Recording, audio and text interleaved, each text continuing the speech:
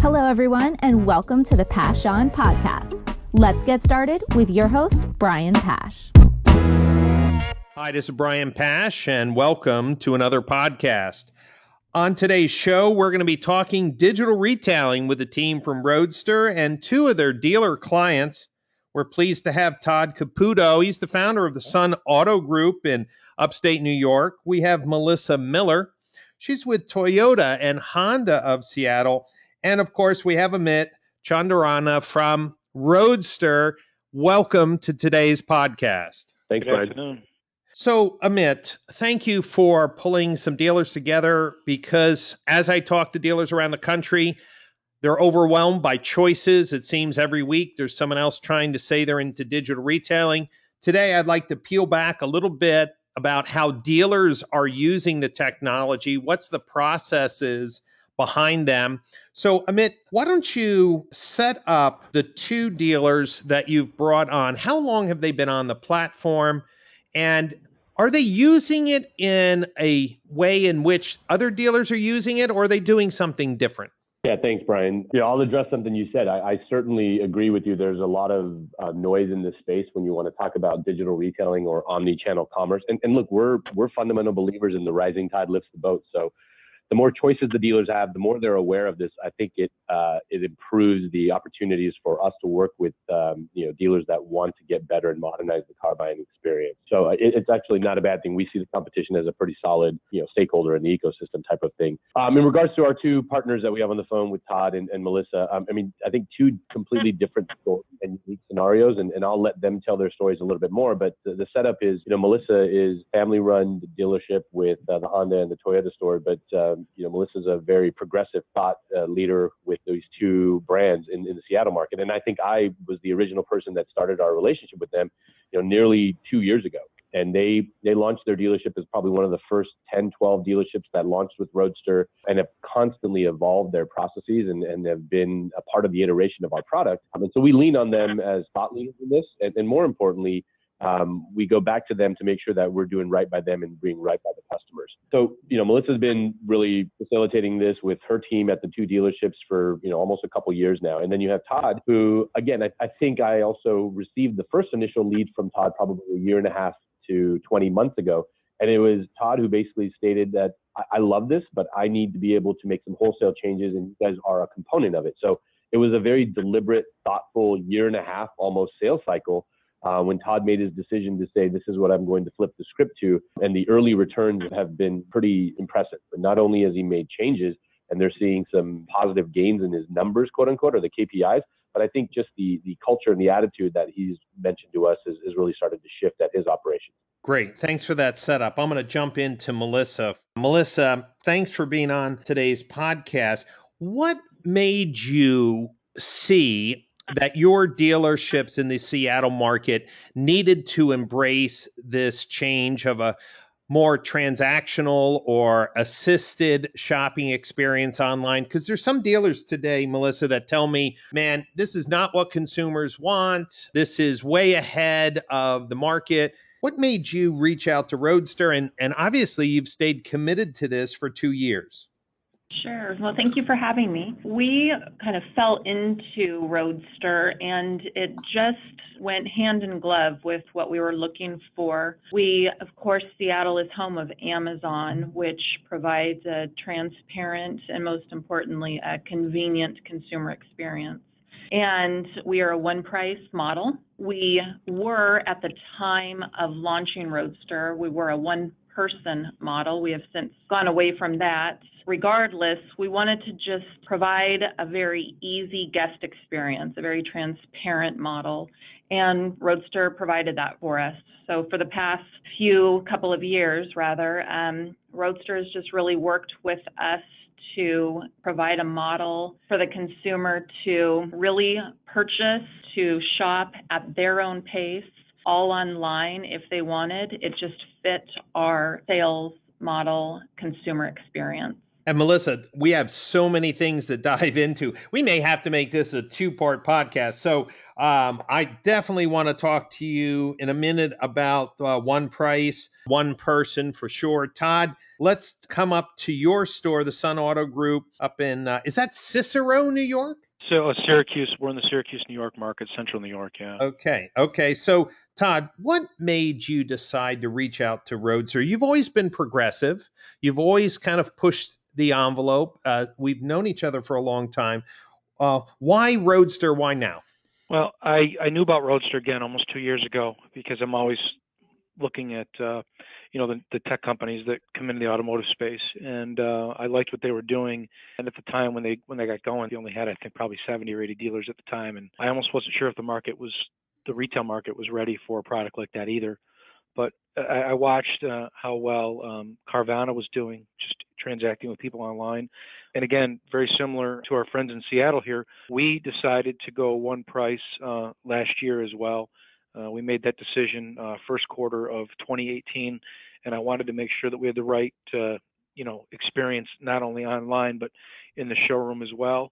And I chose to go with Roadster, not only for online for our customers when they're shopping from home or work or wherever else, but when they actually came into the showroom because we use their showroom product as well.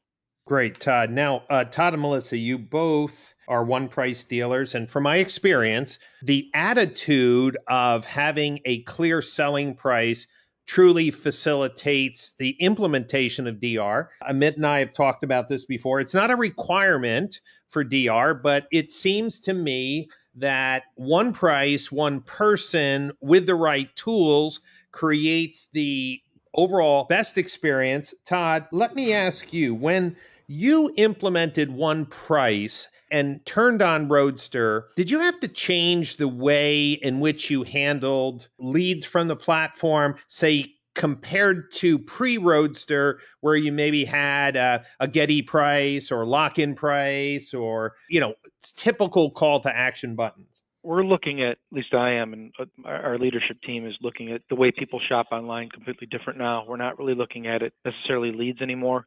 If a customer, we're trying to give them as much information, while they're on our Roadster platform that they possibly get, and that's what Roadster does.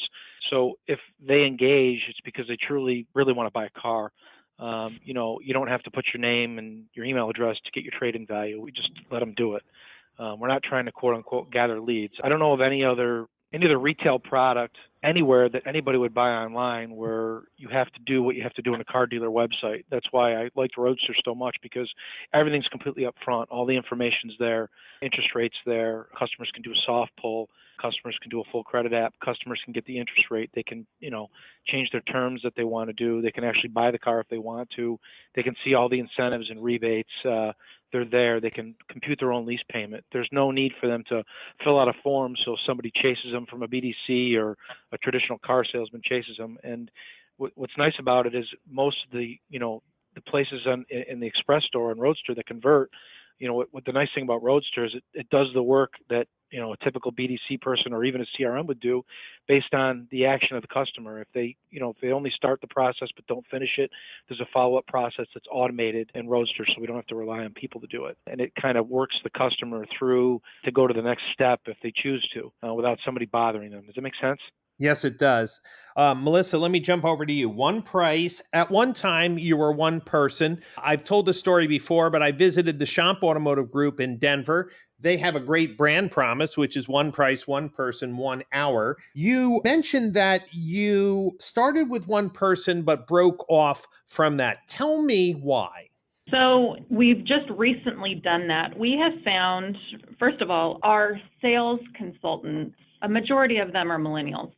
So when we hire millennials, and not to stereotype, but we are asking these new coworkers to learn just a whole host of new things that they've never learned before. They don't know a Toyota or a Honda product. They don't know what a lease is. They don't know, let alone financing or cash or tax credit or. And then you're trying to teach them about what the finance paperwork looks like. There's just a whole series of thought and teachings that you have to put them through. And we were losing people because I think at the end of the day, it was just too overwhelming to teach anybody really how to learn all of these processes, learn about one price, learn about a car, learn about a test drive, learn about a consumer. It was just too much. And so we broke off from one person and implemented a finance department just to take that portion away from the sales consultant. You know, certainly it helps with profitability, but more importantly, it helps with retention of a sales consultant.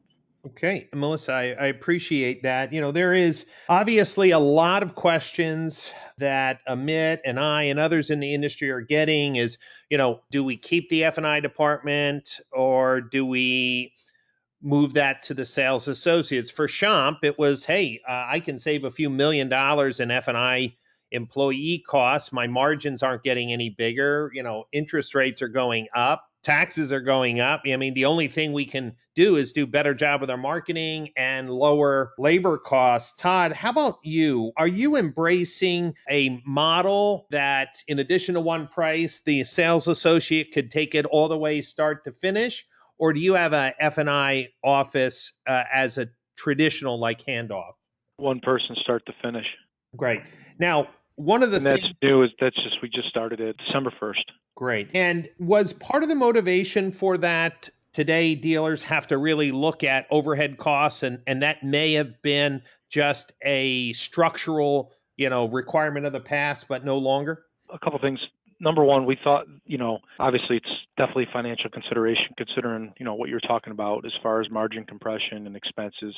Also, when we saw that Roadster really allowed the customers to see what products they could choose on their own, that's one of the reasons why I felt so compelled to use this platform, because of the fact that if we're going to have our salespeople are called automotive advisors. They're not salespeople. We don't call them that. We call them automotive advisors. So they're there to advise the customer of their options, you know, before, during, and after they buy a car. Every one of our cars, we have 1,000 used cars and 300 new Chevys. There's options on the page in the Express store for the customer to choose which product that they want, and they can customize it. So what we're finding is a lot of the people are just selling the products to themselves, and they're just choosing it either when they're in the showroom or when they are, you know, at home. You know, it kind of remains to be seen whether or not we're successful at doing it, but we're definitely going to give it a shot. You know, we'll see how it goes. But so far, every single month since December 1, now it'll be 90 days at the end of this month that we've been doing this. Our F&I has improved, which is good. It's not where it was when we had traditional F&I managers, but it's not so bad where we thought, oh my God, we made a huge mistake here. Great. And Todd, what I've heard from dealers who have moved to allowing the kind of start to finish with a single point of contact, that it took a few months to kind of get everyone up to speed, but 6 months later, they were at and exceeding their F&I previous benchmarks. Melissa, let's talk about the handoff. This seems to be another tricky piece. Roadster does a good job of handling this. I'm going to let you speak to it, though, because there are tools out there that are just bolt-ons to the website, no continuity when they get in the store. Others were built in the store. There's no continuity online. When somebody works their payments and their deal through Roadster, what's the expectation they have at your store? How do you set that expectation? And how do you make sure when they come in, you're respecting their time and picking up where they left off? So it initially goes to a sales manager. So the initial handoff is first and foremost to a sales manager. And then from there, we give it to a senior sales consultant. And so far, that's worked the best. We have found that if we give it if it doesn't start with the sales manager, things can go wrong pretty quickly. Okay, so let me refine my question. The deal goes to the sales manager. The sales manager has some type of communications from the customer. When that customer comes in your system, have they been assigned a sales associate, or is their first meeting with the sales manager?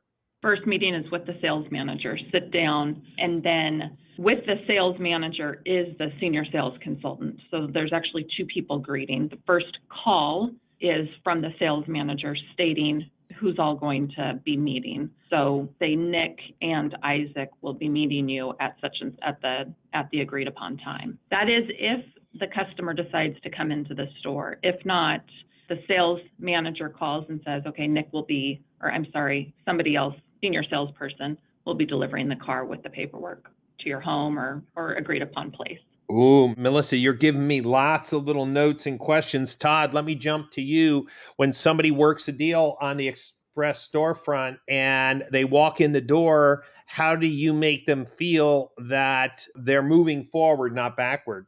So we mean, do they start the deal at home and then finish it at the store, or Yes, just if correct. they just walk in Yes. the door? Yeah, no. They started the deal. Maybe they got halfway through and, maybe they said, okay, I want to come in for a test drive. How are you handling that customer that may have done a lot of work in the express storefront? And I say this because we message the customer through Roadster.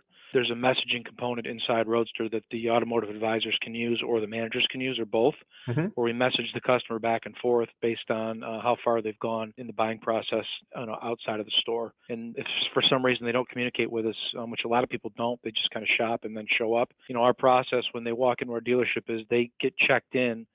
They check in with Roadster. That's how everybody enters our store. If they walk in the door, we check them in on an iPad. All of our advisors have iPads, and we search their name first, just like you would with a traditional CRM, and we see whether or not they've already created an account in Roadster or not. That's great. We can pick up where they left off. Great. Now, Todd, has anybody commented how cool that is? Meaning, like, they come in, you're greeting them with an iPad. Hey, what's your address?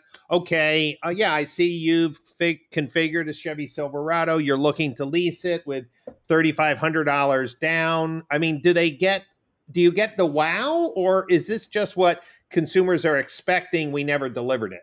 I think you get a combination of the two. I think certain people are like, wow, and other people are like, wait a minute, what are you doing here? I'm just, and I've greeted people myself, that walked in and I'm just going to check into our system and wait a minute, I don't want to give you my name and number. They don't, I just walked in the door of your dealership, and we show them, and I've shown them personally, well, this is how we show you what we have. And every car you've looked at, we can share with you, and you can see everything we've done and take it with you, and you can see it on your phone. And all of a sudden their guard goes down immediately. We give them our value propositions and we tell them how we're one price, and they love it. I mean, we haven't had anything negative at all come from this. They've loved it. And the people that have started the process at home that have walked in to basically either finish it up or continue where they left off, they're almost shocked. They almost think it's, honestly, in a lot of cases, too good to be true. Even if you weren't using Roadster and you're saying you were one price, some people, I think, are just shocked. Like, wait a minute, they don't necessarily believe it. But then when you actually use this tool and you're so upfront, and when you advertise and you say that you're upfront, but you actually are, not only online when people are shopping, but when they walk in, their guard goes down. But people just have this negative connotation of car dealers and the car buying experience, and this has been a huge help to us. Great. Melissa, you alluded to the fact if the customer wants to come into the store. So you are in Seattle. You mentioned you're in, the tech center of the West Coast. A lot of people up there, Microsoft and Amazon and others. How many cars as a percentage of total car sales are you delivering whereas a customer doesn't feel the need to come in? Actually, it's still a relatively small percentage. I think people are still wrapping their head around the idea that they don't need to come in. They still want to touch, feel, hear. I think it's still a little bit of a trust, like, I don't want you coming to my house. So it's still relatively small, probably 5%. Okay. I'm in the industry, and I don't think I'd want somebody bringing a car to my home. That being said, we've had repeat customers. So, they've established a relationship, and their second one, they'll have home delivered. Yeah, that makes sense. I just got my wife a new car, and it was this kind of a special deal. We got this, OEM friends and family pricing, and we were traveling a lot. And so I called up a friend of mine who is near our Florida house, who was that stocking dealer, and we did everything over the phone. And when Carrie landed in Florida, the next day she just went down to the dealer, and literally they showed her the car and she drove off, and she came home Now, you think that, Carrie is not a typical wife who doesn't understand or understands very well the auto industry. And even though we're in it together, I don't think digital retailing is something she understands. And she said, Brian, this was the most amazing car buying experience. Why doesn't everyone do this? And it was so refreshing because, Todd, what you're doing, Melissa, what you're doing is really trying to take the friction and pain, points out. It's about building trust. Todd, you hit on that. So let's go back to you. How long do you think it's going to take for consumers interacting with dealers, say that are one price, that have tools like Roadster? How long is it going to take for this trust to really be built up? I think it's going to take years. Years. You got generations of people that have been buying cars the same way forever. They're not going to believe it. And people, unless they're leasing a car every 3 years, it might be a little bit different. But people that are just doing traditional financing or buying a used car, they're trading their used cars every 6, 7, 8 years, some cases more. So we've had a lot of people that haven't bought a car. At least, again, we do a big used car business. We've had people, they're trading in cars that are 8, 9, 10, 11 years old. They got cars that don't even have Bluetooth or keyless entry. And they walk into the dealership and you greet them with an iPad, and they're going online and they're realizing they can buy a car online. They're blown away by the technology in the cars now, and they're blown away by the experience that they could have. One thing I've talked to other people about is I think that Carvana, whether you love them or you hate them, has definitely spent a lot of money in marketing and advertising and kind of letting people know that this can actually happen and it's actually true. So again, when we flipped over to Roadster at the beginning of December, we had people that started to do deals online and literally try to do the entire transaction, within 48 hours of turning on the platform. And I was blown away because I had tried other, online shopping carts and tools and widgets and whatever you want, and forms and whatever you want to call them that all these other vendors have, but they never did what Roadster did. And I was blown away at how many people, were willing to do most, if not all of it online and then just come pick the car up. Well, Todd, I want to dive into something that is shared by you and Melissa, is how you're using Roadster. During our pre-call conference, you mentioned that you have a Dealer Inspire website that really acts as a shell, and that when consumers do any VIN-specific or vehicle shopping, they're doing it all in Roadster. Can you explain why you made that choice? Because personally, that is a relatively new approach that I haven't seen on many dealers' websites. I thought it was really the only way to do it. I wanted the customer to have, I didn't want them to have an experience two things that looked differently, because I thought they would be confused and I thought they would bounce. And I like the platform so much. There's definitely some things that, the customer can't necessarily do that they would be able to do on a traditional Dealer Inspire site. Maybe just some searches for options, but Roadster's working on it. But as far as from just a shopping experience goes, there's 3 choices when you go to my website. You can either schedule service. If you schedule service, you stay on my DI site and you go to a page with a framed-in service scheduler through either Elite or Reynolds and Reynolds, depending on which store you choose. And you can choose Start Shopping or Shop Now, and that takes you directly to Roadster. If you want to sell or trade your car, it takes you directly to Roadster as well. That's why really people are going to websites, at least in my opinion. They either want to buy a car, they want to schedule service, or maybe do a little bit of research. So we push people directly to Roadster. Roadster SRP, Roadster VDP, and it's worked relatively well, at least for us. Great. Melissa, let me pose that same question. How are you using Roadster? If I go to Toyota of Seattle, what am I going to find, and how are you leveraging the Express storefront? So about the same, it's our website, but we really use Roadster because it makes the experience more interactive. The consumer, we have found, stays within Roadster a lot longer because they are able to stay more involved. Roadster, and particularly on the Toyota side, it integrates very, very nicely, very well with all of the options that Toyota has to offer. Okay. So everything that you see on the lot is accurate on the website, which we've had, a struggle with for years. That's why we think that the customers really stay online. And then when they come in store, everything is very transparent. Yes, I'm on the toyotaofseattle.com site, and yeah, the homepage right at the top, shop all models online, takes me right to the Express storefront. That obviously is a clear call to action. I like your motto, one price, simple.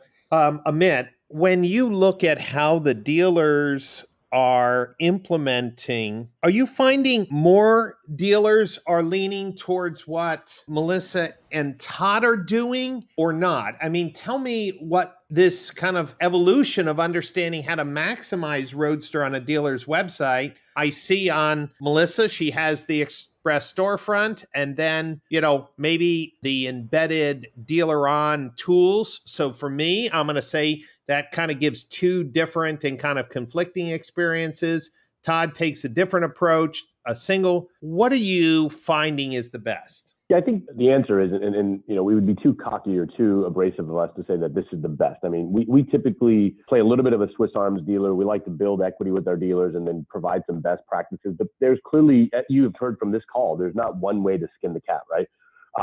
If the dealership has built up enough of a reputation or some SEO value in their websites, or if there's a cultural fit for the website to be the primary source of how people shop, we want to be able to be malleable enough to integrate within whatever level of integration the dealership wants, right? In Melissa's case, you go to the VDPs. In reality, what she's doing is she's basically saying, if you want to see the price, because we've got to comply with manufactured limitations, do so, and you're going to do so in the Roadster environment, but we're not going to make you go through hoops and hurdles. We're just going to drive you down this purchase funnel to increase the engagement. So we allow her to do that, or she's elected to do that from her VDPs, from her SRPs. Todd has basically taken this approach, especially on the used car side, to say, as soon as you're shopping for a vehicle, I'm bringing you right to the place where I'm not having you click in or out of anything else, because this allows me to get more levels of engagement. I can track this engagement as we go through the process. I think the key is we give dealers options, right? We give them marketing assets that they can utilize. We give them the native assets that allows them to customize this thing so that we can always stay in the background and we can put their process or their Express storefront, whatever they want to call it, to the forefront. But we leave that optionality there so that the dealership can really make it their own. I mean, the goal is for us to be white labeled and facilitate shopping for the dealership.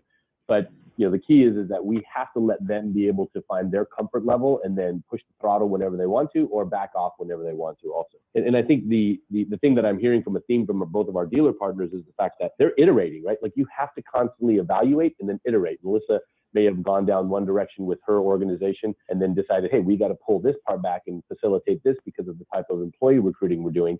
But Todd has doubled down on his efforts on this thing and, is seeing some of the benefits of it. Any one of the partners that is being utilized in this space, these partners have to be malleable enough to be able to let you do what you need to do, and we facilitate retail transactions. Great. And Amit, just because I'm an analytics junkie, when I clicked on Todd's website, usedcarking.com, and start shopping, I see that effectively it's going to a subdomain. Same thing with the Toyota site.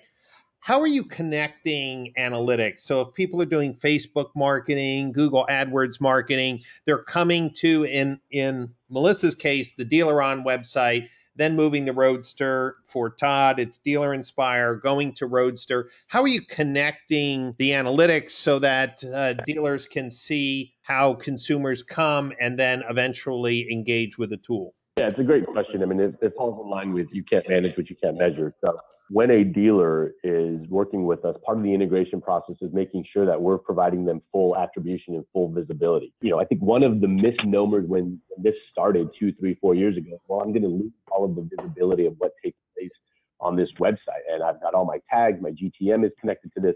I mean, it really is a misnomer, right? It's one of the things we do is we make sure that Google Analytics is completely facilitated. We want to give Melissa and Todd the viewpoint of where customers are going in and out of the process. That's all built into our back-end tool, and it provides them attribution, and it also provides them the flow of the purchase. And ultimately, as long as we continuously provide them the analytics, then they can utilize that to figure out where they want to drive their traffic, and then they can also see the drop-off point. To your point, the success rates that we're seeing are instances that you just presented, right? When they're using a Facebook campaign that drops directly into the Express storefront, or a Lot Links campaign that drops directly there. And again, it's not necessarily that the express storefront is this miracle worker per se. But what it's doing is it's offering the customer a more efficient process, and there's less clicks. We all know that the less increases your engagement levels, but we're still providing the analytics as to where they're coming from and where they're ending up throughout the process. That's fair. And from just industry buzz, continually, Roadster has been given high marks for the user interface and design. So kudos for continually iterating how this looks. I love the way it looks at Toyota of Seattle. I love the way it works on Todd. Todd, it looks very Irish and green. Do you have Irish blood in the family that everything looks so nice and green? No, none. Or is that just the color of money? Yeah, it's our branding and our logos. If you end up looking at a new Chevrolet, and you'll flip over to the Chevy Express store, and it's royal blue. Okay, got it. So we need to wrap some things up. I want to start with Todd. Todd, I want you to speak to a dealer who is using a traditional website with the Getty price or unlock price, and the lead goes to the BDC, and then it's a game of chase with the race to the appointment. And they're saying, look, I'm making a lot of money. I don't need to change. I don't need to show my F&I products. I think I'm going to lose my butt on the back end. Obviously, you've taken a different approach. Do you have something to say to that person? Can they just keep their head down and keep on going? Or is there a wake-up call coming that they need to know about? I think the wake-up call for everybody in this industry is Carvana. I truly do. They have unlimited amounts of money. They're offering people an experience online that we're not offering, at least traditional dealers aren't. I believe that I am, and the other dealers that use Roadster are. They're the wake-up call. Last year, it was almost a year and a half ago, when I made the decision to do this, and we did it as a leadership team. I told everybody that if we didn't make these changes, we were going to be out of business. And I swore that we would not be Sears, JCPenney's, Toys R Us, or any of these other traditional retailers that ignored what was happening in the world around them and thought that they didn't need to change and that people were going to buy cars or buy anything else the way that we wanted them to buy it. People want information, and they get it through buying any other retail item, whether it's a pair of shoes or dress or jacket or anything else. They don't need to jump through hoops to get it. So why should they when it comes to buying a car? I would ask yourself that. But I can tell you that when you decide to make that change, if you choose to, it's not easy. It's definitely a cultural change. There's going to be turnover. It's going to be painful. But I think that when the pain is over with and you're still in business and other dealers aren't, I think you'll be happy that you made the change. Melissa, same question. For dealers, dealer principals, general managers listening to today's podcast who just feel like this is wait and see, we're early on, I don't need to change anytime soon. You heard from Michelle, a very small percentage of the people are taking the time to skip the dealership. So why should I change? What would you tell them? Well, I agree with Todd. We are hearing of so many commercials now for Carvana. So that is certainly in our wheelhouse on West Coast and Seattle right now. I think that dealers that aren't at least thinking about going in this direction are already behind the eight ball. It is an extremely painful process to move in this direction. I think Roadster really helped make us more successful. I think that one price is, along with Roadster, is what the consumer, especially in a city like Seattle, is what the consumer expects, what they want. We have some demographics that still want to negotiate, still want to kind of nickel and dime, and that's okay. But this is kind of the new wave. So I think that's what I would say to that at this junction. Yeah, when I've interviewed, and Amit and I have talked about this, and Amit mentioned it, look, Roadster can be used in so many different ways. Roadster isn't telling people how to run their business, but as an industry observer and visiting and talking with hundreds of dealers a year, I mean, we're effectively, the industry's already one price for used cars. Most dealers are market priced, and they're kind of holding that. And new cars has always been this last holdout. I believe, and I'm going to agree with both of you, that in my world, if it could work out, one price, one point of contact makes the most sense if training and scaling. Otherwise, the modification, Melissa, that you've done is it's one price and really a team approach. So there's no strangers popping in and out of the conversation. But I think we have to move and embrace this much faster than we are. Amit, as you're talking with dealers, has anything changed? Has the Carvana influence, or has it been Todd Caputo in upstate New York? Has it been Melissa Miller in Seattle that's getting amazing CSI scores and increasing market share? Is it that? Is it Carvana? Is it something else? What are you seeing out there as far as dealers' willingness to reach out and change? I think your question's timely, right? Because one of the first things we do when dealers reach out to us, I know this sounds maybe a little abrasive, but we ask them, hey, why'd you call us? What can we help you with in your pursuit of getting better? And there's a lot of different answers that dealers give us, right? There's some of them that say, hey, I got to be first in my market. I need to modernize my industry. I need better analytics. But a lot of them are basically saying, hey, times are changing and I need to be a part of this thing. I don't want to get left behind, kind of like Todd and Melissa were saying. I think it's a combination of many things, right? My past life, when I'm as an OEM rep and I went into dealerships and had what I thought was a good idea and presented that, it often didn't work. It didn't work well with the dealer because it came from somebody on the OEM side who wasn't running a dealership. And then you'd come back the next week and literally offer up the same idea and tell them that the dealer down the street is doing it and we're all in, right? We're unpacking how we can facilitate this whole thing. So there's a little bit of do as thy neighbor, right? Someone might be seeing what Todd's doing up there. Someone might be seeing what Melissa's doing and then say, hey, well, my competition is leapfrogging me and I've got to get better. So let me go look at the options out there.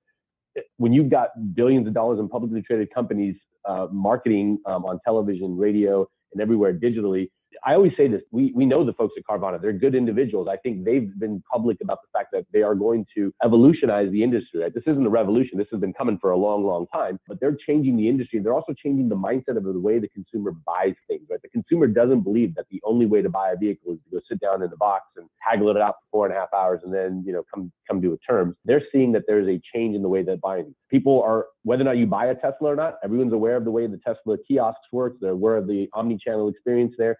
And then the news comes out that Tesla sells more cars than, other luxury brands. So I think our individual dealer partners, the dealer partners that are using other technologies, I think the marketing that's coming from those other companies that are more progressive, and then ultimately the demographic shift, right? I mean, we talk about this pretty often, but the millennials, which, we kind of talk to them like they're this alien life being, but they're just good people who want to buy things a different way. They're going to be 40% of the market 2020. And that means they'll be the most dominant force in spending money on vehicles. And if we're not addressing the most dominant force or the largest demographic, then we're all missing the boat. And lastly, to Melissa's point, it's got to start with the thought process, right? One of the best dealers that we have said a couple of years ago, I don't know if this is going to work wholeheartedly today or tomorrow, but I know I need to be a couple of years ahead of the rest of the industry to make sure that I've got this thing dialed in when the rest of the boat kind of lift. Well, that is surely an important way to think of things. Since both of you, Todd and Melissa, mentioned very clearly, if you're going to embrace this, you're going to get ready for a little pain. We can have an entire other podcast on that, but I'm going to challenge you to think of this one question and give me an answer. I'm going to start with Todd first. It's the same question. If you were talking to a dealer principal, knowing what you had to go through, the pain, and challenges that you guys both alluded to, try to complete this sentence. Don't embrace DR unless you're willing to what? Be completely transparent and upfront. Okay. And for many dealers, that's unimaginable. Melissa, how about you? If you're going to embrace this was painful, but I'm glad we did it. But don't even get started unless you're willing to what? Stick with it. Okay. Those are two great summaries because it is, as Amit said, is where the marketplace is going. We need to be fully transparent like other retail transactions. We need to stick with it and change the culture. It's like moving the Titanic. It's kind of slow, a big boat that needs to turn. But I do appreciate Melissa and Todd for sharing your experience. I love how you've implemented Roadster on your websites. Upcoming in May is the 10th Annual Digital Marketing Strategies Conference in the Napa Valley, where we're going to be addressing a full day of digital retailing, process, technology, strategy. The team from Roadster will be there. I want to invite you both, Melissa and Todd, to come out to that conference. I loved your answers. I love your thought process. Obviously, a little easier for Melissa on the West Coast, but love to have you be part of the dealer panels. There's a lot that we can do together to help encourage the conversation, to document our learnings, to really move this industry forward. Obviously, Roadster will be there as one of the key sponsors for the conference. And for dealers listening and want really an opportunity to talk hands-on with the leaders in this field, dealers who have that experience, go to digitalmarketingstrategies.org for all the information. So Todd, Melissa, Amit, thank you for your time. I look forward to touching back maybe in another 6 months with you, Melissa and Todd, to see how you're evolving this modern retail experience. And Amit, thank you for bringing both these excellent leaders together for today's podcast. Thanks for having us, Brian. Thank you. Thank you very much. Want to thank everyone who listened to today's podcast. And remember, every Monday we have a new podcast. And between now and May, we're going to be covering all topics on digital retailing. So come back next week for another podcast.